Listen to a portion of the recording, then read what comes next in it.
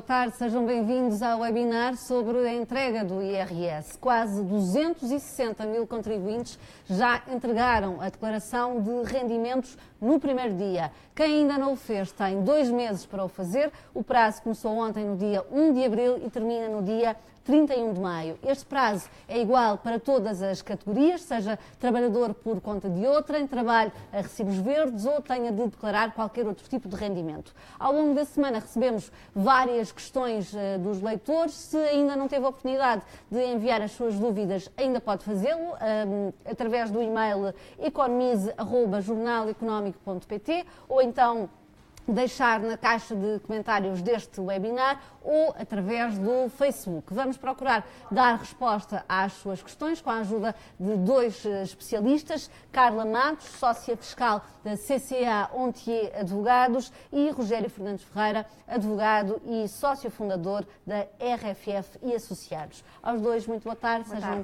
bem-vindos a este webinar.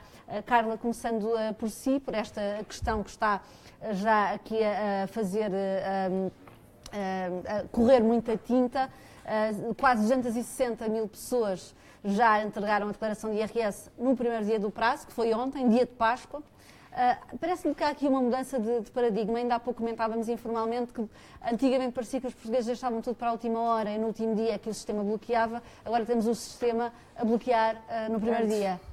Eu acho que não há. Acho que a questão tem a ver com o reembolso especialmente. Eu acho que as pessoas basicamente são iguais, não mudaram muito. A diferença é que neste momento têm a ideia de poderem ter um reembolso mais rápido e por isso, claro, há aqui uma promessa das finanças em fazer este reembolso em menos de 12 dias. E por isso mesmo fizeram logo no primeiro dia. E será execuível fazer este reembolso no prazo de 12 dias? Eu acho que vai ser difícil, mas eventualmente podem consegui-lo fazer. Agora, com esta gente toda, no fundo, a entregar a declaração, é capaz de não ser fácil. Sendo que 12 dias no caso do IRS automático e menos de 23 para quem entregar a declaração. Eu acho que é um prazo muito curto, tendo em conta o quantidade de pessoas que neste momento estão a fazer a declaração de IRS. Embora hoje, por exemplo, não conseguem, porque está parado. O site neste momento está com... Aliás, tivemos alguns leitores até a perguntarem-nos quando é que o site ia passar a funcionar. Naturalmente não é da nossa responsabilidade, mas sim das finanças. Mas hoje está muito difícil. Eu tentei desde as 9 da manhã até agora e não consegui entrar uma única vez. E, portanto, está de facto muito complicado. Rogério Fernandes Ferreira, uma das novidades é que a partir deste ano já não é possível entregar a declaração em papel. É verdade. Eu lembro-me mais ou menos por volta de 2001, quando se começaram a entregar as declarações do IVA pela internet, que foi de facto uma evolução. Portanto, vejamos, esta evolução dos últimos 15 anos da informatização dos procedimentos é uma coisa de facto impressionante. E o que tem vantagens e tem desvantagens, não é? No ano passado ainda houve 150 mil agregados familiares que entregaram a declaração em papel. Para pessoas que não têm acesso à internet ou não dominam as novas tecnologias, o que é que devem fazer? Apesar de tudo, no universo do número de contribuintes para efeitos de imposto sobre rendimentos de pessoas singulares, é uma percentagem relativamente reduzida. Porque há vários milhões de contribuintes a entregar, à volta dos pelo menos 4,5 milhões de contribuintes a entregar o IRS. Portanto, é um universo relativamente pequeno os que não entregam. Isto significa que isto vai permitir ao fisco também ser muito mais rápido a proceder às liquidações e, obviamente, também a proceder aos reembolsos. Infelizmente, os reembolsos é que são de valor muito grande. Os reembolsos deviam ser muito reduzidos, ao contrário do que são efetivamente, porque as pessoas adiantam dinheiro que deviam só pagar efetivamente no ano seguinte, depois de apurado o imposto. O Estado nunca conseguiu fazer a redução do montante dos reembolsos. Foi uma pena não ter aproveitado este ano que havia folga para efetivamente o fazer, em vez de diminuir ligeiramente o No fundo, as pessoas ficam satisfeitas quando recebem um grande reembolso, mas na verdade é que já pagaram ao Estado. Mas já pagaram. Portanto, ficam prejudicadas. Aliás, pagaram ao longo do ano inteiro e depois só obtêm o reembolso um ano e meio depois. Quase. Portanto, rigorosamente ficam prejudicadas, podiam ter pago depois o que pagaram antes, não é? Como é evidente. Precisamente. Quem é que está dispensado de entregar a declaração, Carla? Quem, no fundo, tem rendimentos, categoria A ou pensões, até 8.500 euros, por indivíduo. E tem rendimentos também só de fonte portuguesa. Temos não pode ter fonte estrangeira. uma questão de uma leitora sobre aqui a dispensa de entregar IRS, e a Cristina Ferreira pergunta no caso da dispensa de IRS para pensionistas. Ela explica que a mãe há muitos anos que não tem rendimentos, o pai tem pensões no valor total de 10.900 euros, e a pergunta dela é que, uma vez que apresentam IRS em conjunto, a mãe e o pai de Cristina Ferreira, se há aqui uma divisão por 2 e dá dispensa ou não há dispensa? Não há dispensa. Como é que é, tem mesmo Carla? que entregar a declaração de IRS. Tem que entregar a declaração de IRS, normalmente não há dispensa neste caso. Portanto, entrega a declaração conjunta normal? Conjunta ou não, como quisermos. Em princípio, conjunta faz sentido neste caso, mas tem que entregar de facto a declaração. Não há dispensa de entrega da declaração de IRS, nem sequer pode beneficiar da declaração automática, neste caso. Portanto, tem mesmo que entregar a declaração como normalmente sempre o fez. Indo justamente a esse ponto, Rogério, o que é isto do IRS automático para quem ainda não sabe o que é? Aliás, há vários automatismos. Em primeiro lugar, a questão da dispensa da declaração. Se o IRS fosse obrigatoriamente com base no regime da tributação separada e não houvesse a opção da tributação conjunta, no fundo inverteu-se aquilo que existia antes de 2015, que era a obrigação de tributação conjunta, mas ao mesmo tempo com uma opção da tributação separada. Se fosse obrigatoriamente a tributação separada, se as pessoas entregassem pessoalmente, a sua tributação pessoalmente, provavelmente à volta de 90% das declarações não tinham que ser entregues, porque, digamos, o Estado já tem essa informação. É isto que se passa no IRS automático, quer dizer, o Estado tem essa informação através de terceiros, designadamente dos fornecedores e das entidades pagadoras dos rendimentos, portanto não precisa sequer da declaração do contribuinte. Este ano houve um alargamento, porque inclui também digamos, os agregados familiares que tenham os seus dependentes, que têm, portanto, o IRS automático. O que é que as pessoas têm que fazer? As pessoas têm que dizer que aceitam os dados que o computador lhes oferece. Não é? Ou seja, têm que entrar na mesma no portal das finanças. Aceitam o automatismo e, portanto, ao aceitarem, a declaração é automática. Mas continuam a ter a responsabilidade de verificar se está tudo correto. Sim, claro. Com certeza, porque se nada disserem, são tributados exatamente pelos rendimentos que o Estado conhece, entregue por terceiros. Claro. Não é? E se detectarem algum erro, Carla, o que é que devem fazer? Não entregam a declaração normalmente, dentro do prazo de 2 meses. Se por acaso veem que, de facto, aquela declaração não está certa, o que têm que fazer é não aceitam aquela declaração e entregam a declaração normalmente, no prazo de 2 meses que neste momento têm. A este propósito, um leitor que não se identificou, não quis divulgar o nome, pergunta: na declaração automática o NIB e IBAN não estava correto, apesar de eu ter alterado nos dados pessoais. Como é que eu devo proceder? Tem que fazer isso. Não aceita, portanto, não aceita aquela declaração automática e tem que entregar a declaração normal com isso mesmo, com o IBAN correto, com o NIB e IBAN correto. Rogério, já explicava agora que esta medida já existia no ano passado, agora alargou para abranger mais contribuintes, nomeadamente agregados com filhos. Se alguém não apresentar, por exemplo, a declaração no prazo previsto e for abrangido pelo IRS automático, as finanças vão assumir uma declaração provisória em definitiva se o contribuinte nada fizer? Claro, as finanças têm os dados no sistema e vão fazer a liquidação com base com base nesses dados. Obviamente, quando vier a liquidação, os contribuintes podem sempre depois reclamar, como é óbvio, não é? Mas pronto, é efetivamente uma fase posterior. As finanças assumem como verdadeiro aquilo que os contribuintes sobre aquilo que os contribuintes nada disseram, ou seja, o não equivale à aceitação. Carla, para os casais existe desde o ano passado, também já aqui mencionou a opção de entregar o IRS em conjunto ou em separado, a regra é a tributação em separado. Portanto, se quiserem apresentar em conjunto, têm que fazer essa escolha. Tem que escolher. E como é que sabem o que é mais vantajoso? Tem que simular. Basicamente é simular. Isso, de facto, o site da AT tem essa possibilidade, é fácil simular e tem mesmo que simular, porque depende dos rendimentos, depende das taxas, por isso não há uma regra que nós possamos dizer. Neste caso, não, tem mesmo que simular e ver o que é melhor. E em relação aos filhos que entram no IRS dos pais, até que idade é que podem entrar? 25 anos. 25 anos, desde que estejam a estudar e desde que tenham uma remuneração igual ou inferior, no fundo, ao salário mínimo nacional. Rogério, se um casal quiser apresentar o IRS em separado e tiver filhos, como é que fazem? Dividem as despesas entre os dois? Ou é que apresenta? Há regimes diferentes consoante os anos. 2017 e 2018 têm regimes diferentes. E, efetivamente, normalmente, digamos, a despesa é apresentada pelo cônjuge que tem os filhos a seu cargo. Em casos de guarda partilhada, podem dividir pelos dois. E em casos no futuro, a partir de 2018, daquilo que chamam julgo que é de residência, domicílio partilhado, domicílio partilhado, podem também fazer essa divisão. Aí é no caso de casais separados, mas se um casal estiver junto, mas apresentar o IRS em separado, como é que faz? Nessa altura, em conjunto, se apresentarem os dois em conjunto, põem a despesa do filho nas despesas. Apresentam em separado, optam pela tributação em separado. No fundo, dividem. Nessa altura fazem a divisão. Fazem a divisão das despesas. Ok. Temos aqui algumas questões também relacionadas com as guardas dos filhos. Um leitor, o Luís Miguel Barros, tem uma dúvida sobre a guarda partilhada de um filho que fez 18 anos no ano passado. Se é possível, pergunta ele, incluí-lo na declaração de ambos os progenitores, porque ele diz que ao tentar fazer isto recebe a indicação de que não é possível guarda partilhada para o contribuinte com o NIF tal. Mas ele, no fundo, ele vive com os pais, é isso? Aquilo que eu não percebo é se os pais estão separados ou não.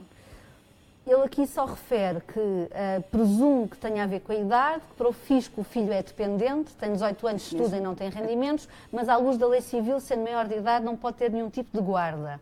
Sendo assim, como é que ficamos? Tenho de o colocar no IRS de um dos progenitores? Como é que faço com as despesas? Isso tem a ver com... Mas ele está de facto divorciado, deve ser a questão, de facto. Mas ele é dependente, tem menos de 25 anos, está a estudar, não é? E está a estudar. Portanto, em princípio, tem a dedução. Tem 18 anos, estuda e não tem rendimentos. Tem dedução e pode ficar, e no fundo pode ser incluído na declaração de IRS do pai, onde no fundo está a guarda daquele progenitor. Porque há um bocadinho, há um certo conflito entre a parte civil e a parte fiscal, mas na parte fiscal, de facto, ele pode ser incluído no fundo, conjuntamente com esse pai. Ok. E, no então, às despesas, que também têm surgido muitas dúvidas sobre quais as despesas que podem ser deduzidas no IRS. Existe um bocadinho a ideia, Rogério, que quantas mais despesas acumularmos, melhor. Mas não é bem assim, porque existem tetos para as várias despesas. Que tetos é que são esses, assim, de uma maneira geral? As despesas são basicamente dois géneros. São aquelas despesas que são necessárias para a formação do rendimento. Essas são necessárias para determinar aquilo que nós chamamos de rendimento tributável, não é? Aquilo que está sujeito a imposto. E outra coisa são aquelas despesas que são despesas mais de natureza pessoal, que são aquelas que permitem que o IRS seja um imposto pessoal, não é? Portanto, que atenda às circunstâncias do agregado familiar. O legislador aqui, por razões de controle e de regras anti-abuso, não aceita, portanto, estabelece efetivamente alguns limites. Estabelece limites para a maior parte das despesas, não as aceita indiscriminadamente. Por exemplo, estabelece limites para as despesas de educação, estabelece limites para as despesas de saúde, estabelece sempre limites, precisamente para poder controlar, digamos, a despesa fiscal associada a estas deduções. Não é? A maior parte das despesas já aparecem automaticamente e se por acaso o contribuinte reparar que... Se não for, tem que optar pelo IRS não automático e declará-las integralmente. Todas. Todas. Não pode declarar umas e não declarar outras. Não é? A este propósito, há um leitor que coloca também uma questão. O André Simões diz que, no caso de optar por uma tributação conjunta com união de facto, e que precisa de fazer uma correção nas despesas de educação de um dos NIFs para garantir que introduz todas as despesas. No fundo, o que ele pergunta é se pode fazer só aquela correção ou se vai ter que voltar a introduzir todas as despesas do casal. É o que dizia, vai ter que introduzir todas as despesas, efetivamente, não pode só corrigir aquela. Tem de fazer tudo de novo, basicamente. Não aceita as automáticas, basicamente. Ou então aceita as automáticas, espera para a liquidação e reclama depois, justificando a Mas aí, a ter de receber reembolso, vai recebê-lo mais tarde. É claro. Uma outra questão, desta vez do leitor Mário Gil. Carla, o Mário Gil diz que, pergunta, contribuintes com invalidez, detentores de certificado multiusos, se terão de fazer alguma coisa para terem benefícios no IRS? Claro, na declaração tem que colocar a cruzinha no sítio onde diz mesmo invalidez, com deficiência. E tem que guardar o atestado. Precisamente. Que é para poder ser mostrado à inspeção tributária. Caso haja alguma inspeção, claro. Inspeção que é aleatória. Sim, que é Sim, aleatória, que há determinadas orientações todos os anos e a administração tem os seus critérios. Há aqui também uma outra questão que tem surgido algumas dúvidas, que é a opção do englobamento. O que é isto do englobamento, Carla? Então, normalmente, por exemplo, rendas, juros, mais-valias em ações, obrigações, a tributação é 28%. Se a pessoa optar por englobar, então nesse caso a taxa não será 28% e será a taxa de 15% a 48%. É claro que isto depois depende muito dos outros rendimentos. Se a pessoa de facto tem rendimentos baixos, pode compensar englobar. Por facto, a taxa poderá ser mais baixa do que 28%. Mas tem de englobar todos os rendimentos ou pode optar só por englobar alguns? Pode optar por categorias, sempre. Portanto, rendimentos de categoria, capitais, opta por aí. Ou mais-valias, opta também por englobar. Não pode, enfim, antigamente, quando se optava por englobar, era para tudo. Neste momento é por categorias. Cada vez é menos. Isto é, o IRS devia-se englobar todos os rendimentos, porque o imposto é único, não é? E, portanto, devia ser tudo sujeito à mesma tabela de taxas. Mas depois, por razões que se prendem com outras razões, nomeadamente económicas, para incentivar determinado tipo de atividades... Económicas e de política económica. E de política económica, o Estado vai afastando algumas situações. Começou por se afastar as mais-valias, depois os rendimentos de capitais, agora já afastou os rendimentos perdiais, etc. Não é? Até qualquer dia contribuinte sabe... Qualquer dia temos vários impostos parcelares dentro do IRS com o mesmo nome, não é? Já temos, no fundo já temos. Como é que o contribuinte sabe o que é que deve englobar para ser mais vantajoso para ele? Tem de fazer várias simulações. À partida sabe que, por exemplo, rendimentos de capitais, mais-valias e perdiais, sabe isto à partida, podem ser sujeitos a uma taxa liberatória. E, portanto, estas depois podem optar por categoria. Portanto, o que faz estas simulações. Não é? Opta vai simulando por categoria a ver qual é que é a sua situação. Mas é simples de fazer para a maioria dos contribuintes? Ou... Claro que é difícil, não é? Claro que é difícil. Tão fácil como isso. E, no fundo, é ver a taxa. Se a taxa, de facto, for inferior a 28, compensa englobar. Se a taxa, de facto, for para 28, em princípio, não compensa englobar, porque 28 é mais baixo do que a taxa que e repare que a taxa vai de 0 a 48 mais 5%. Portanto, na generalidade das pessoas vale a pena englobar. E posso garantir que a generalidade das pessoas não engloba, não é? Por desconhecimento. Por desconhecimento, exatamente. E também por uma questão prática, também já está, tem menos trabalho, tem um bocadinho... Rigorosamente o Estado devia fazer isso automaticamente, não é? Porque o Estado sabe quando faz a conta, não é? Não há razão nenhuma para que o não faça. No fundo, está a beneficiar o próprio Estado, claro, e não o contribuinte. E tem todos os conhecimentos, tem toda a informação, como ele, toda a informação, portanto, completamente. Até do ponto de vista do princípio da capacidade contributiva, o Estado devia fazer isso automaticamente, não é? Efetivamente. Tem surgido também muitas questões... Isto é, devia colocar a melhor situação para o contribuinte. O Estado tem todos os dados para o fazer. Ora está, tem tudo. Carla, em relação a esta questão do englobamento, a pergunta de um leitor que se identifica como JN, com as siglas JN. Como é que pode obter o detalhe das rubricas que a autoridade tributária está a considerar quando não se opta pelo englobamento? Precisava que este ano houvesse englobamento para possíveis mais-valias futuras, mas nunca consigo acertar com o valor que estão à espera. Bem, primeiro, eventualmente ele este ano deve estar a pensar que tem uma menos-valia. Claro. E, de facto, nesse caso, faz sentido optar pelo englobamento. Isto é, o menos-valia este ano, para o próximo ano, se tiver mais-valia, pode compensar. E deve ser isso que penso que ele está a fazer. No fundo, este ano tem uma menos-valia, esta menos-valia compensa qualquer mais-valia que tenha no futuro, nos próximos 5 anos. E eu penso que deve ser isso que ele, no fundo, está a perguntar. Depois tem que ver também, mas isso é uma opção do próximo ano, é deste ano, este ano engloba, no próximo ano tem que perceber se compensa englobar. Se no fundo a mais-valia é compensar totalmente ou não por esta menos-valia e qual é a taxa que vai aplicar.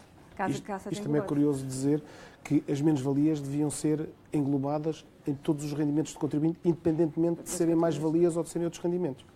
Não é só se é que o imposto era único, mas também aqui o legislador estabelece umas balizas que o legislador não quer perder aqui. Portanto, diz estas menos-valias, para alguns dos anos seguintes, e determina quantos são, podem ser dedutíveis a mais-valias futuras que este contribuinte tenha.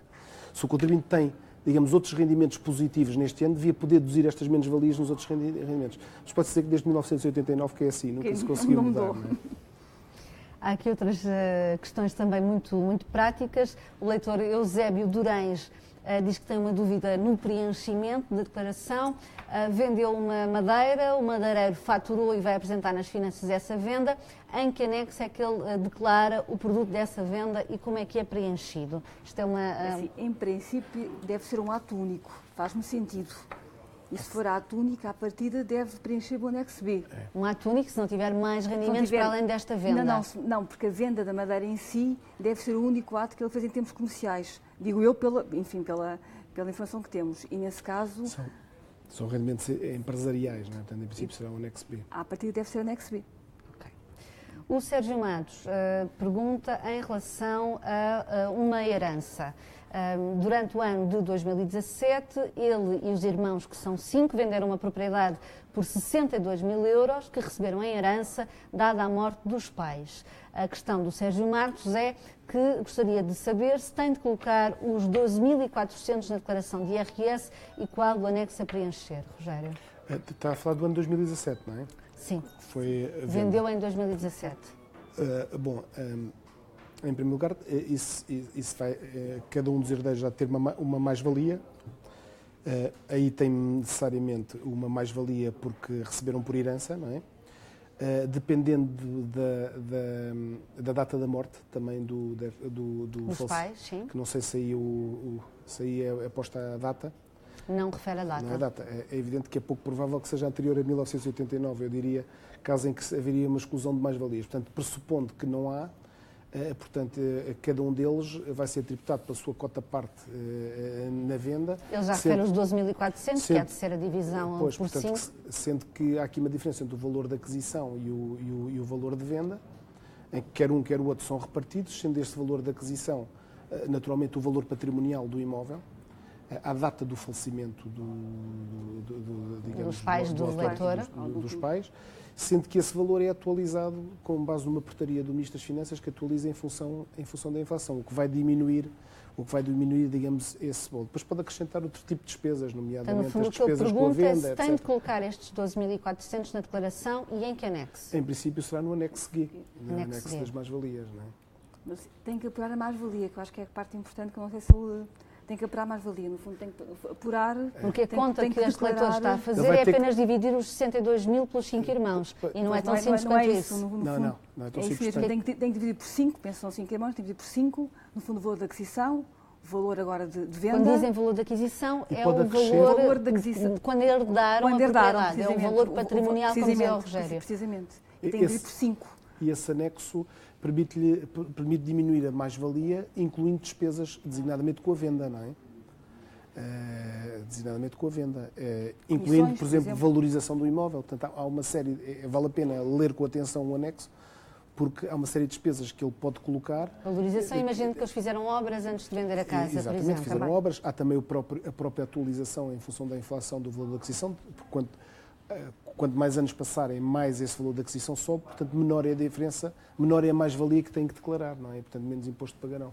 Há aqui uma outra questão semelhante, mas neste caso há menos-valias. O leitor que se identifica como TC diz que em 2017 vendeu um imóvel por um valor mais baixo do que o valor de compra, ele até refere logo menos-valias.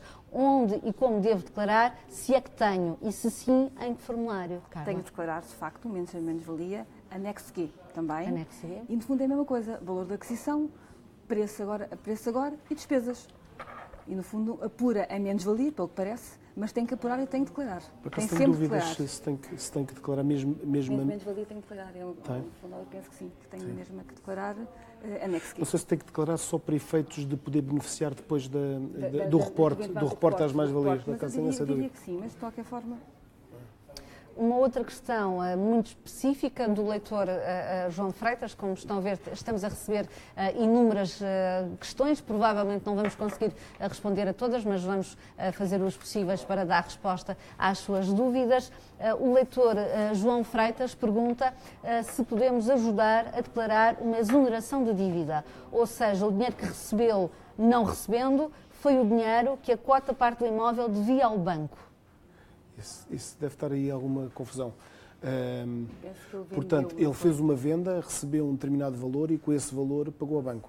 Deve ser isso. É a minha interpretação também. Portanto, interpretando assim, o que ele fez foi uma venda que está sujeita a mais-valias, paga o imposto e paga o banco. São coisas distintas, não é? São dois passos, basicamente, são dois passos. Quando ele refere a exoneração de dívida...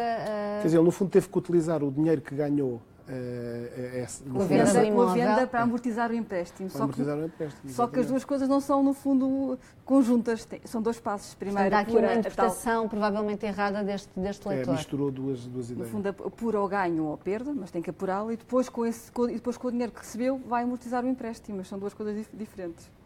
Há aqui uma questão sobre dependentes que recebemos há instantes da leitora Diana Nita, que diz que tem uma filha de quase 2 anos, que ainda não tem cartão de cidadão, nem a senha para entrar no portal das finanças. Mas disseram que basta colocar que tem um dependente, mas ela tem dúvidas se basta colocar que tem um dependente ou se tem mais benefícios se pedir uma senha para a filha. O que é que deve fazer, Rogério? Pois, faz bem a pergunta que eu também não lhe sei responder. Mas, em princípio, tem que ter o número de contribuinte, não é? Tem que ter o número de senha, tem que ter a senha. Para poder deduzir, no fundo, as despesas da filha. Porque eu acredito que, entretanto, pediu várias faturas com o NIF da filha. E, portanto, para conseguir deduzir... Se não pediu, devia ter pedido. Devia ter pedido. Portanto, se pediu com o NIF da filha, para conseguir deduzir no fundo, essas despesas. Mas, por exemplo, quando os pais compram fraldas, papas, devem pedir com o NIF da criança e não com o NIF deles. À partida deveria ser com o NIF da criança, mas isso também são despesas familiares, é um bocadinho diferente. Isso é um bocadinho diferente. E se for uma consulta? Agora, a consulta, sim, a consulta, medicamentos, as escolas, tudo isso, no fundo, tem a ver com a filha diretamente. Isso sim, isso tem que ser com o NIF da filha. E para depois conseguir deduzir essas despesas no IRS, tem que ter um número de contribuinte, que isso terá. Quando as pessoas vão escrever os filhos no clube de futebol, devem escrevê-lo também nas finanças simultaneamente. Agora, quando pedem cartão de cidadão, dão logo o NIF também. Portanto, agora é automático. Acredito, a questão deve ser mais a password, que não deve ter pedido. Essa a questão. Vai ter que pedir. A mesma leitora, Diana Nita, pergunta também em relação à simulação, que no ano passado, quando fazia a simulação, dava praticamente o valor real que ia receber, mas este ano diz que mudou, porque quando simula aparece um montante muito inferior ao que é suposto receber e depois aparece uma mensagem a dizer este não é o valor real que irá receber. Será que ela está a ver corretamente ou essa mensagem já surgia em anos anteriores? Quando estamos aqui a falar de simulação, há nota de alguma alteração desde o ano passado? Não sei. Também creio que não. Honestamente não, eu nunca vi isso, nunca vi essa informação das simulações. Este valor não é o real. Não, aparece uma nota a dizer que poderá não ser exatamente o real. Isso não me lembro já, mas eventualmente é capaz de dizer que não. Mas normalmente as simulações são muito fiéis. Normalmente a coisa... Certo, eu também não sei como é que a senhora chega a essa conclusão, porque de um ano para o outro a legislação muda tanto, infelizmente, que, digamos, que fazer essa comparação em abstrato é uma coisa um bocado complicada, às vezes vai receber ou menos. Em princípio eu diria que irá receber um bocadinho mais, não é? Faz todo sentido, porque, apesar de tudo, o Governo baixou ligeiramente o IRS, mas depende dos rendimentos que tenha. Aumentou os rendimentos, se calhar vai pagar mais. Se os rendimentos, se for tudo igual, em princípio, receberá ligeiramente mais. Devia ter uma boa notícia, não uma má notícia, isso é verdade. Se nada mudou, devia ser uma boa notícia, não devia ter essa mensagem, nem sequer devia ter essa simulação. Uma outra questão da Patrícia Pereira, que pergunta a Rogério, no caso de existir um casal que se tenha tornado residente em Portugal em datas distintas, por exemplo, um em setembro de 2017, o outro em outubro, se o casal pode entregar a declaração de L3 em conjunto ou se tem de entregar em separado? Tem que entregar separado porque o sistema não aceita. Pois, o que de facto... Não faz sentido.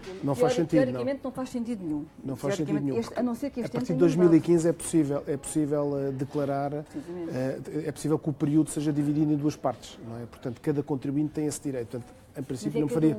Mas é cada um. Por isso é que o sistema na prática não aceita que tenham, no fundo, períodos de residência diferentes. Portanto, cada um vai ter mesmo que, a não ser que este ano tenha mudado o sistema, mas também faz algum sentido, porque tendo residências diferentes, de facto, nesse período estiveram necessariamente em situação de separados de facto. Não é? É isso, e é isso que devemos declarar, separados de facto, e cada um entrega a sua declaração. Há aqui uma outra questão também sobre a residência no estrangeiro. O leitor Alberto Mendes, que nos enviou a questão por e-mail, explica que esteve a trabalhar no México até ao final de julho de 2017, com os rendimentos a serem recebidos e tributados nesse país com residência fiscal lá. Alterou a residência fiscal para Portugal no dia 4 de setembro de 2017. Regressou à empresa de origem em Portugal, começou a receber o salário em agosto. No entanto, por falta de comunicação, a empresa só alterou a residência fiscal para Portugal em novembro, tendo os vencimentos de agosto, setembro e outubro sido pagos como sendo não residente e com retenção na fonte à taxa liberatória de 25%. Esta é uma questão já um bocadinho mais complexa. Portanto, uma taxa superior, presumo-se uma taxa superior àquela que lhe seria aplicável caso fosse considerado residente há mais tempo, não é? Julgo que é o que está aí. Nos restantes meses, ele diz que os descontos já foram efetuados de forma correta. Como é que ele deve preencher a declaração de IRS?